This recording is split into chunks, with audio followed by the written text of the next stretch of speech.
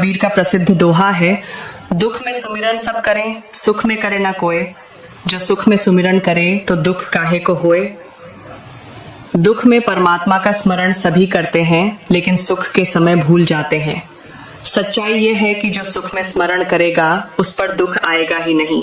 इसे सभी जानते हैं, लेकिन इस पर अमल कोई नहीं करता। वस्तुतः सुख में भगवान की याद नहीं आती। सुख में तो लोग बहक जाते हैं, पूरा श्रेय खुद ले लेते हैं कि हमने श्रम किया, होशियारी की, इसलिए हमें सफलता मिली। सारी प्रार्थनाएं दुख में या संकट में की जाती हैं। जब बाहर कोई सहारा नहीं मिलता, तब भगवान का सहारा याद आता है। अगर वास्तव में मंदिर में आने वाली भीड़ को देखें तो पता चलेगा कि सारे कुछ न कुछ मांग कर आए हैं। कोई खुश नहीं है, सभी ढेर सारी समस्याओं से घिरे हैं। मगर वैज्ञानिक दृष्टि से देखा जाए तो दुख और परमात्मा का कोई मेल नहीं हो सकता, क्योंकि जिसे परमात्मा कहा जाता है वह एक ऊर्जा है जो आनंद से बनी है। सतचित आनंद उसका स्वभाव है। नैतिक नियम के अनुसार उसके पास दुख पहुंच ही नहीं सकता। जैसे तेल और पानी कभी एक दूसरे में घुल नहीं सकते, वैसे ही दुख और परमात्मा का कभी मेल नहीं हो सकता।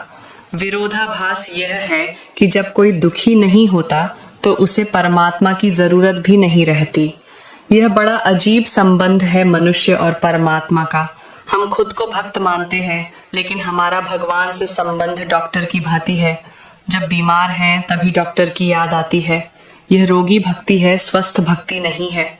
ओशो कहते हैं, धार्मिक आदमी में उसको कहते हैं जिसे सुख में परमात्मा की याद आती है। लेकिन सुख में तो सिर्फ उसे ही याद आ सकती है जिसे उसका अभाव खटक रहा हो, जिसके पास मकान हो, धन हो, सब हो, और फिर भी कहीं कोई खाली जगह हो जो धन से भी न भरती हो, पत्नी या पति से भी न भरती हो। उस खालीपन में परमात्मा के बीज का पहला अंकुरण होता है। क्या वह खाली जगह आपके पास है? क्या आपके हृदय का कोई कोना है जो किसी भी भौतिक चीज से भरता नहीं है, खाली ही रह जाता है?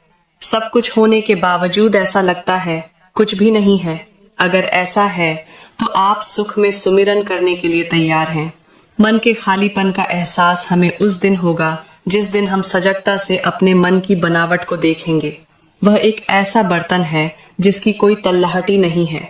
जिस मन में आप जन्मों जन्मों से इच्छाएं, आकांक्षाएं डालते चले जा रहे हो, वह अभी तक खाली का खाली है।